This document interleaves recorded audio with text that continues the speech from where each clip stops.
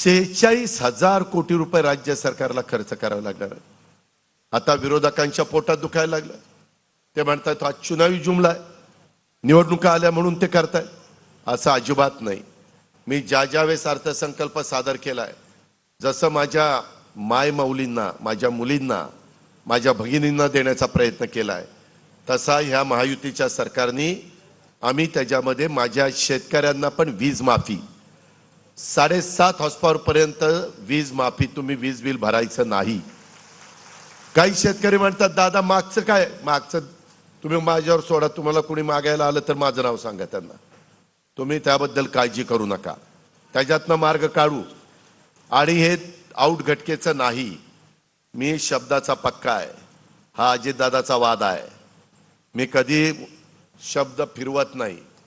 मी एकतर 10 वेळेला विचार करून शब्द देतो, आणि एकदा शब्द दिला तर वाटेल ती किंमत मोजावी लागली तरी चालेल, मागं हटत नाही। त्याच्यामुळं मला आपल्या राज्याचं उत्पन्न काय, जीएसटी मध्ये किती उत्पन्न येतं, काय येतं, त्याचा सगळा अभ्यास केलेला आहे।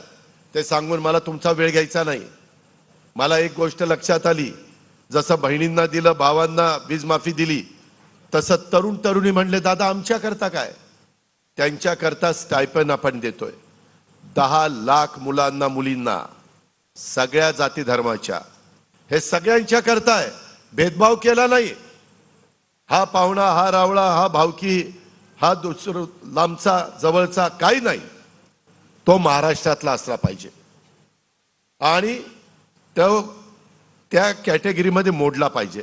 लाभ देण्याच्या करता जे काही नियम लावलेत, त्या नियमामध्ये तो किंवा ती, किंवा तो युवक किंवा ती युवती बसली पाहिजे। त्याच्याकरता ती योजना आणलेली आहे। 10,000 कोटी रुपये आपण त्याच्याकरता खर्च करतोय। हे कशा करता, माझ्या आदिवासी सुरगाणा वगैरे भागातली मुलं ही शिकलेली असतात, पण त्यांना अनुभव नसतो। कुठं नोकरीला गेले की ते म्हणतात चल तुला अनुभव नाही। आता राज्य सरकार स्टायपन देणार, त्याने वर्षाचा 6 महिन्याचा अनुभव घ्यायचा, आम्ही सर्टिफिकेट देणार, म्हणजे त्या मुलाला तशा पद्धतीचं सर्टिफिकेट मिळालं तर कुठं नोकरी मिळताना त्याला ती नोकरी मिळणार आहे, त्या मुलीला नोकरी मिळणार आहे। हा निर्णय आपण त्या बाबतीमध्ये घेतलाय। 3 गॅस सिलेंडर वर्षाला तुम्हाला द्यायचा निर्णय, ते डायरेक्ट अकाउंटला तुमच्या पैसे आम्ही पाठवणार, 3 गॅस सिलेंडरचे। ही योजना आपण तुमच्या करता आणली। काही मुली, तुम्ही म्हणलं हो आदिवासींच्या मुली करता तुम्ही योजना आणल्या, मागासवर्गीय मुलींच्या करता योजना आणल्या, आमची मुलगी त्याच्यात बसत नाही। आम्ही पण महाराष्ट्रात जन्मलोय, आमच्या आई वडिलांचं उत्पन्न कमी आहे, ती माझी मुलगी सांगते। 8 लाखाच्या आतमध्ये उत्पन्न असणाऱ्या मुलींच्या कॉलेजचं शिक्षण, ह्याच्या आधी आम्ही 50% खर्च करत होतो, आता 100% खर्च त्या मुलीचा राज्य सरकार करणार। तिला कुठल्याही शिक्षणापासून आम्ही वंचित ठेवणार नाही। तुला पायलट व्हायचं, पायलट हो, तुझी फी आम्ही भरणार। तुला डॉक्टर, इंजिनियर, सीए व्हायचंय, आम्ही तुला मदत करणार, तुझी फी भरणार। फक्त तुझ्या बुद्धिमत्तेचा, विद्वत्तेचा वापर तू तुझ्या भल्या करता, तुझ्या कुटुंबाच्या भल्या करता, समाजाच्या, तुझ्या परिवाराकरता तू कर। ह्या पद्धतीच्या ह्या योजना आहेत। फार विचारपूर्वक महिलांना या योजना आणल्यात।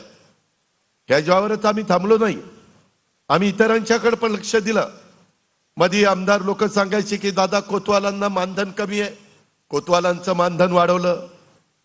पोलीस पाटलांच्या त्या ठिकाणी मानधन कमी आहे, पोलीस पाटलांचं